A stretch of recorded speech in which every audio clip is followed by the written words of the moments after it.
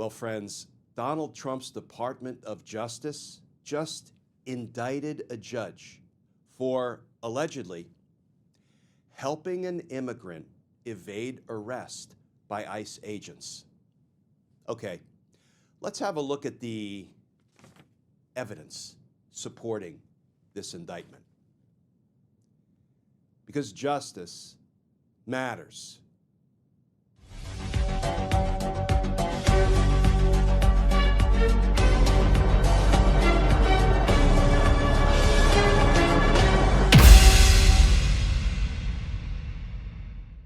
Hey all, Glenn Kirshner here.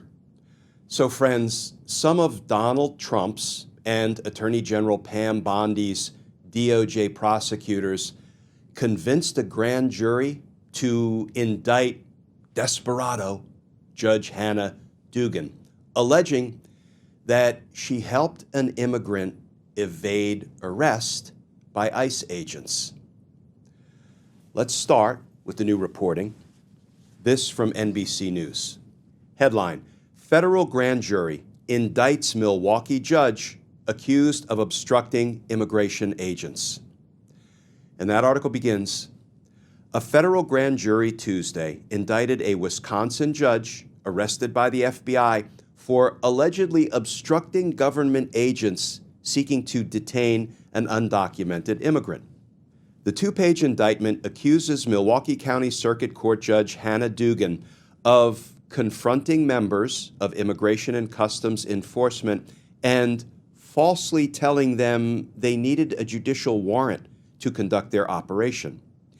It also accused her of directing the undocumented immigrant and his lawyer to exit through a separate door to sidestep federal agents. Judge Dugan was arrested last month and charged with obstructing or impeding a proceeding before a department or agency of the United States and concealing an individual to prevent his discovery and arrest. The maximum penalty for the counts is a total of 6 years in prison and up to $350,000 in fines. Dugan is scheduled to enter her plea to the charges Thursday morning. This from her attorney, quote, as she said after her unnecessary arrest, Judge Dugan asserts her innocence and looks forward to being vindicated in court. Dugan's arrest in April marked an intensification in the Trump administration's crackdown on immigration and its attack on judges, sparking protests in Milwaukee. Okay, friends, now let's have a look at this paper-thin, two-count indictment. In the case of United States of America, plaintiff, versus Hannah Dugan, defendant, indictment.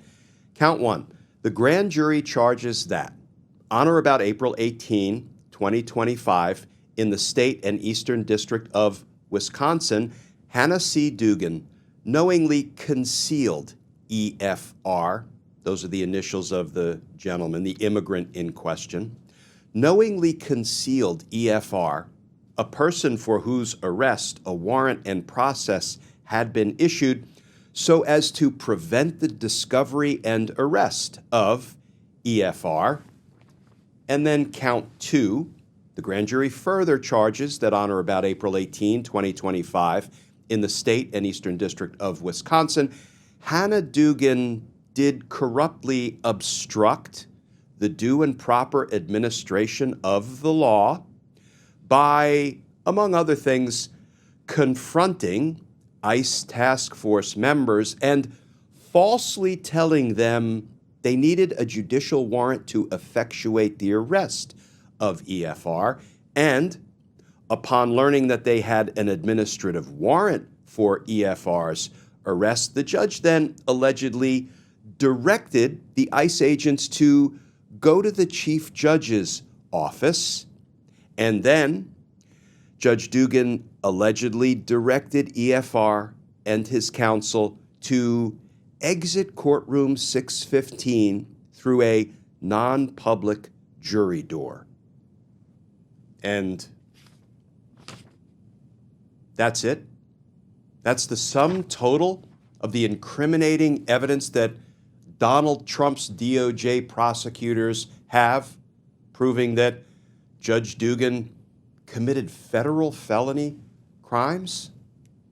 Now, I mean, maybe they will introduce more incriminating evidence at trial. You know, maybe Judge Dugan provided EFR, the immigrant in question, a mask to disguise his identity as he walked the public corridors of the courthouse. Maybe Judge Dugan arranged for a getaway vehicle for EFR once he left the courthouse. Maybe Judge Dugan hid out EFR in her basement or her attic. Okay, friends, yes, I'm exaggerating for effect, but this indictment of a judge, it doesn't look right. It doesn't feel right. It doesn't smell right to this old career prosecutor.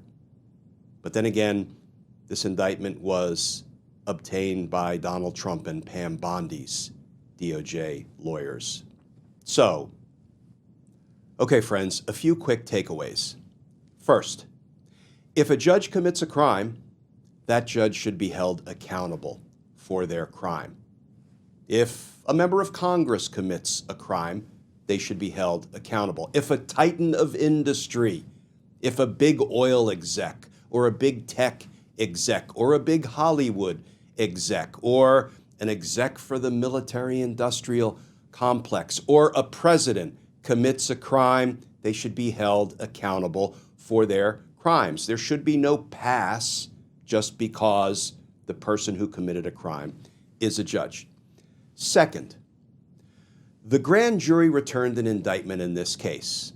That's important because the grand jury is supposed to act as a guardrail against prosecutorial overreach and abuse.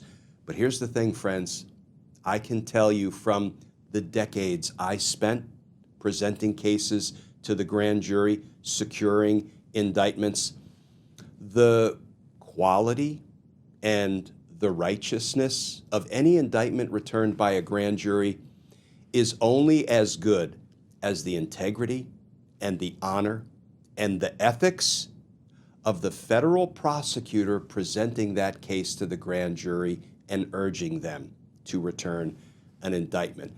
And given that these prosecutors are Donald Trump and Pam Bondi's prosecutors, we will see whether this is a fair, supportable, righteous, ethical indictment that they returned against Judge Dugan. Third, Judge Dugan has assembled one hell of a defense team. Among other defense attorneys, she has representing her a former United States attorney from Wisconsin during the George W. Bush administration, Stephen Biskupik. She also has the former Solicitor General. That is the person in an administration that decides what should be argued before the United States Supreme Court.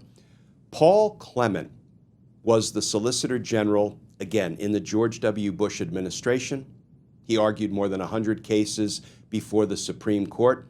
He is, yes, a fiercely conservative attorney, but somebody who is well regarded, highly respected on both sides of the aisle, as they say, by both parties.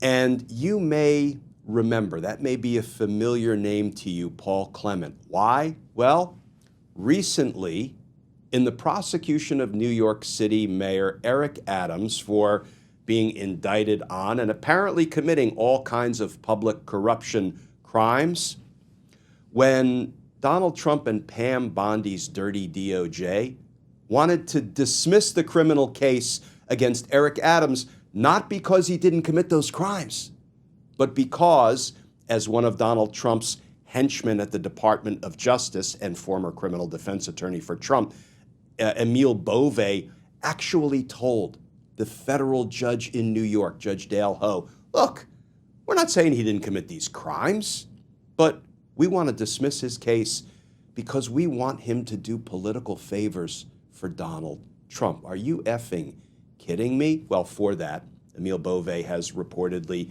been referred to bar counsel in New York for that unethical conduct. And when that happened, the judge, Dale Ho, said, okay, it looks like the prosecutor is now teamed up with the defendant, and I don't have anybody representing the interests of the people of New York or the American people, so I'm going to appoint what in substance is like an independent prosecutor, a friend of the court, amicus curiae, to brief up and argue and advise me of whether this makes any damn sense. That was not the way Judge Ho put it. That's the way I put it, being from Jersey and all. And so who did he appoint as that voice of authority and experience and loyalty to the rule of law and the Constitution? Paul Clement. And Paul Clement authored one heck of a brief, a friend of the court brief, and made arguments that ultimately Judge Ho adopted, contrary to what Pam Bondi's dirty DOJ had been urging Judge Ho to do. Yes, that was a little detour I went on, but it's important to highlight who is on Judge Dugan's defense team, Paul Clement and others. And Judge Dugan's defense team has already filed a motion to dismiss the indictment based on two claims. First, judicial immunity, and second, federal government overreach. And we'll be talking more about that motion and how it may play out in the days to come. But for right now, we will keep track of this two-count indictment as this case proceeds through court, and we'll see whether Donald Trump and Pam Bondi's DOJ lawyers have the goods on Judge Dugan or not. Might this be a product of Trump's overreach, his intimidation campaign, his determination to make sure that nobody stops him from deporting immigrants or anybody he wants to deport, right? He's already said, oh, to hell with due process, to hell with notice and opportunity to be heard. I may even try to suspend the writ of habeas corpus, the great writ, the writ that gives people the opportunity to challenge their detention pending deportation. You know, he's trying to unconstitutionally get rid of it. He's at least flirting with that idea, which will never be accepted by the courts. So we'll follow this case. We will see how Judge Dugan's motion to dismiss plays out in the coming days and weeks. And I don't want to predict how this case may resolve itself. But right now, given her defense team, given the paltry evidence in this indictment, and given the dirty tactics of Trump and Bondi as have been exposed in so many areas, you know, I like Judge Dugan's chances. Because justice matters. Friends, as always, please stay safe. Please stay tuned. And I look forward to talking with you all again tomorrow.